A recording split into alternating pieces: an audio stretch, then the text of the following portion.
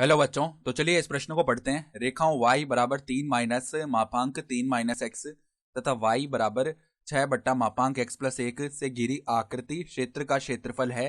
तो यहाँ पर देखो, इन चारों विकल्पों में से हमें सही विकल्प का चयन करना है। ठीक है, तो प्रश्न में आगे बढ़ने से पहले इस प्रश्न से संबंधित जो मुख्य अवधारणा है उसकी हम चर्चा कर लेते हैं। तो देखो, मुख्य अवधारणा क्या आ जाएगी। हम जानते हैं कि 1 बट्टा एक्स का जो समाकलन है x के सापेक्ष, वो किसके बराबर होता है? log x प्लस में समाकलन का चर c।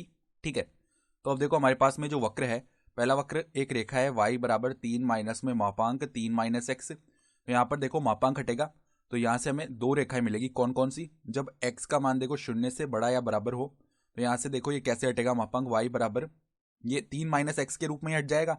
तो 3 माइनस 3 तो शून्य हो गया, और माइनस केवल प्लस का x आ जाएगा। ठीक है, एक तो ये रेखा ही। जब x का मान शून्य से छोटा होगा तो अब देखो यहाँ पर ये x माइनस 3 के रूप में आएगा जब बाहर आएगा। तो ठीक है, तो 3 देखो y बराबर क्या बनेगा, 3 माइनस में x। ठीक है, और प्लस में क्या आ जाएगा, 3 आ जाएगा, तो ये 6 माइनस एक्स के रूप में बनेगा। सही है। और दूसरा हमारे पास वक्र क्या है, y बराबर में 6 बट्टा मापांक x प्लस 1। तो यहाँ पर देखो, अगर हम ये मान लें हमारा y अक्ष, ठीक है, इस प्रकार का मान लो हमारा x अक्ष है, तो y बराबर x जो रेखा है ना, वो किस प्रकार की आएगी? ये इस प्रकार की रेखा आएगी। देखो इस तरीके से जाएगी, मूल बिंदु से होती हुई इस तरीके से जाएगी रेखा। ठीक है, ये हमारी y बराबर x रेखा है। फिर देखो बात करते हैं y बराबर 6 माइनस एक्स की। तो x बराबर जब हम 6 रखेंगे ना, तो y का मान शून्य आ जाएगा, यानी 6,0 से जाएगी। ठीक है, और जब हम y बराबर 0 रखेंगे, यानी कि तब x का मान 6 आ रहा है, और जब हम x बराबर 0 रखेंगे ना, तो हमारे पास y का मान क्या आएगा, 6 आएगा, यानी ये 0,6 से होकर भी जाएगी। यानी कि ये जो रेखा है ना, वो हमारी इस प्रकार की बनने वाली है। ठीक है, ऐसी कुछ रेखा बनेगी।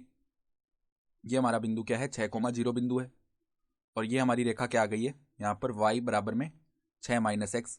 फिर हम बात करेंगे 6 बट्टा मापांक x प्लस 1 की। ठीक है, तो जब देखो x का मान -1 की तरफ जाएगा ना, यानी x बराबर -1, यहाँ पर कुछ ऐसी रेखा आएगी। ठीक है, तो ये जब रेखा x बराबर -1 हुआ तो y का मान अनंत की ओर जाएगा, यानी कि कुछ ऐसी रेखा बनेगी। देखो इस प्रकार, रेखा नहीं, ये वक्र आएगा। ठीक है, इस प्रकार का वक्र बनने वाला है ये। यहाँ पर देखो हम ऊपर लिख लेते हैं इस बिंदु को। ये बिंदु कितना है हमारा, 0,6 है। ठीक है, यहाँ पर ये x बराबर -1 है, ये बिंदु क्या है, -1,0 है। तो हमारा ये जो वक्र है ना, इस प्रकार का बनेगा। सही है, इस प्रकार का कुछ ये वक्र आने वाला है। तो सबसे पहले देखो, ये जो वक्र है ना, y बराबर x को कहाँ पे काटेगा, यहाँ पर y बराबर x और y बराबर 6 बट्टा मापांक x प्लस 1, इनका प्रतिच्छेदन बिंदु अगर हम देखेंगे ना, तो हम क्या करेंगे, y बराबर x रख देंगे। ठीक है, तो अब देखो यहाँ पर x बराबर में 6 बट्टा एक्स प्लस 1, एक बार इसे हल करते हैं, क्योंकि यहाँ पर देखो प्रथम चतुर्थांश की बात कर रहे हैं हम। ठीक है, तो हमने मापांक में केवल x प्लस 1 लिख लिया है। ठीक है, तो अब देखो क्या बनेगा, ये एक्स स्क्वायर प्लस में x माइनस 6 बराबर में 0। इसको हम क्या लिख सकते हैं, देखो एक्स स्क्वायर प्लस में 3x माइनस 2x माइनस 6 बराबर 0। सही है, तो x प्लस 3 आएगा, और माइनस में 2x प्लस 3 बराबर में 0। तो यहाँ से देखो हमारे पास क्या आ जाएगा, x का मान एक तो आ जाएगा -3, और x बराबर 2 आएगा। लेकिन हम बात कर रहे हैं प्रथम चतुर्थांश की, तो x बराबर 2 लेना पड़ेगा हमें। यानी इस बिंदु का जो y मतलब x निर्देशांक है ना, वो 2, और यहाँ पे 0 आएगा। और अगर हम इस बिंदु की बात करेंगे ना, तो ये y बराबर x पर भी आ रहा है। तो इस बिंदु को अगर हम a बोल लेना, तो इसके निर्देशांक क्या हो जाएंगे, देखो अगर हम इस बिंदु को a बोल रहे हैं, तो a के निर्देशांक हमारे पास में आ जाएंगे 2,2 आ जाएंगे ना। ठीक है, फिर देखो ये वक्र जो है, ये इस रेखा को भी काट रहा है 6 माइनस एक्स को, तो y बराबर हम 6 माइनस एक्स रख देते हैं। ठीक है, तो देखो अब 6 माइनस एक्स बराबर में क्या है, बराबर में है 6 बट्टा एक्स प्लस 1, 6 बट्टा एक्स प्लस 1। तो यहाँ से देखो इसका मान भी हम याद कर लेते हैं।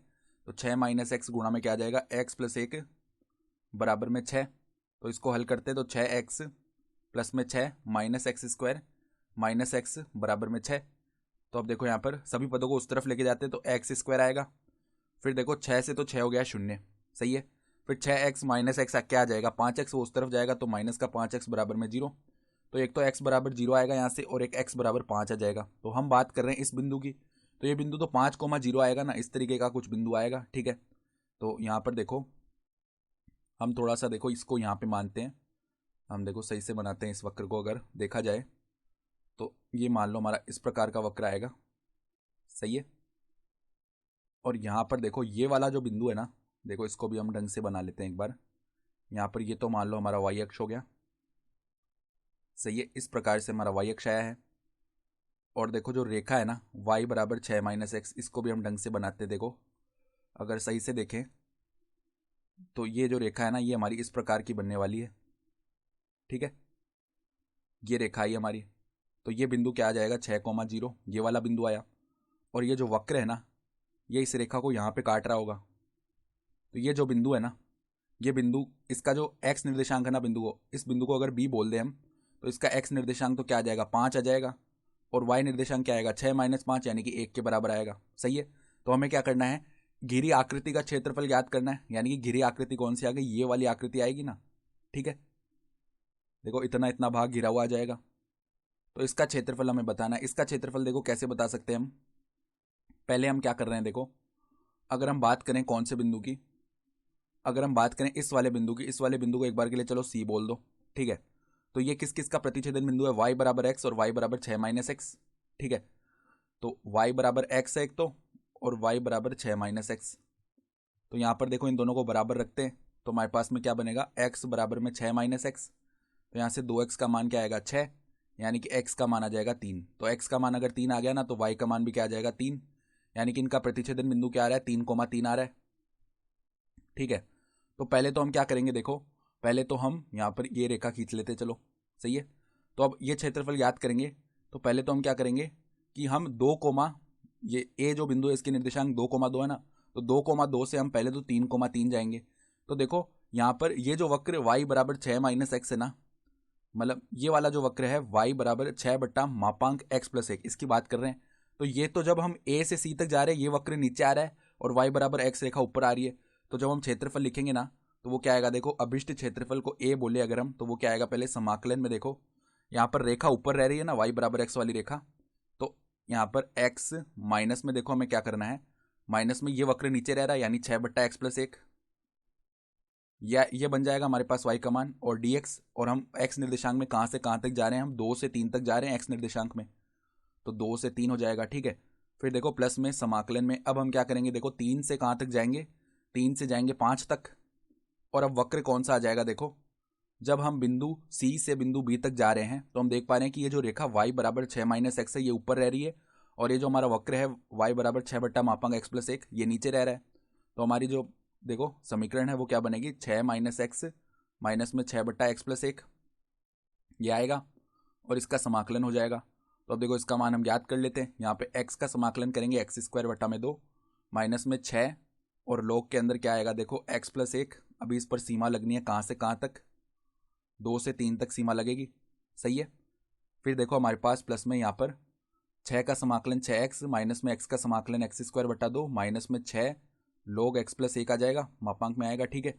और यहाँ पे सीमा लगेगी 3 से लेकर 5 तक, सही है। तो अब देखो पहले तो ऊपर वाली सीमा लगाते हैं, तो ऊपर वाला मान यानी 3 रखा तो 9 बट्टा 2 आएगा, माइनस में देखो 6 log 4 बन जाएगा, सही है। फिर माइनस लगा के अब नीचे वाली सीमा रखेंगे तो 4 बट्टा 2 यानी 2 आ गया, माइनस में 6 लिखा, फिर देखो log के अंदर क्या आ जाएगा 2 आ जाएगा, नहीं मतलब 2 प्लस 1 3 आएगा ना log के अंदर, सही है।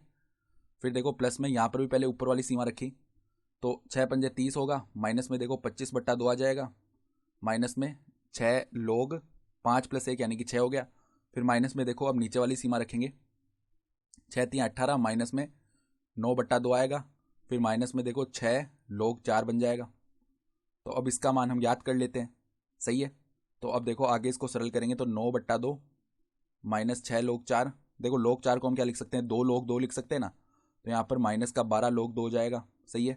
माइनस में 2 और यहाँ पर प्लस का क्या आ जाएगा 6 log 3, सही है।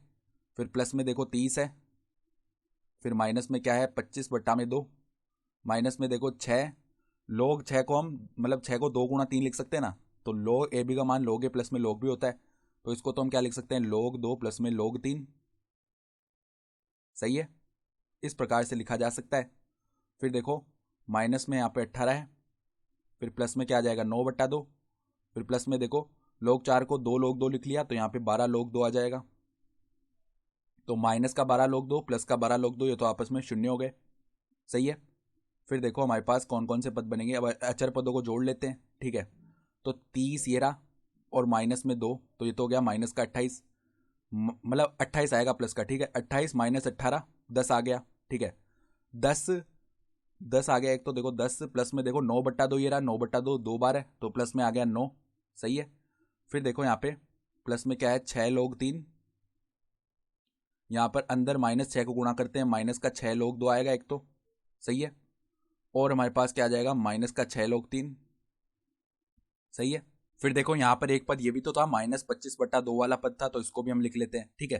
तो 6 लोग 3 से माइनस का 6 लोग 3, ये तो शून्य हो गया। 10 + 9 हो जाएगा 19, यानी जो क्षेत्रफल है वो क्या आएगा, देखो 19। हमारे पास यहाँ पे माइनस का 25/2 है, तो माइनस का 25/2, और देखो कौन सा पद है, माइनस का 6 लोग 2, तो माइनस का 6 लोग 2 लिख लिया। तो अब यहाँ पे लेसा ले लेते हैं, तो 38 - 25 बनेगा ऊपर, ठीक है। 38 - 25 13 आता है, बट्टा में 2, माइनस में 6 लोग 2, ये बन रहा है। तो ये हमारा क्या हो जाएगा, अभिष्ट क्षेत्रफल आ जाएगा, ठीक है। इतना वर्ग इकाई लिखना पड़ेगा क्योंकि क्षेत्रफल है ना, तो यहाँ पे वर्ग इकाई आएगा। तो ये हो गया हमारा अभिष्ट क्षेत्रफल का मान। तो अगर हम विकल्प देखें ना, तो हमारा जो विकल्प सी है वो सही विकल्प आ जाएगा, ठीक है। तो आशा करता हूँ कि आपको ये प्रश्न समझ में आया होगा। धन्यवाद।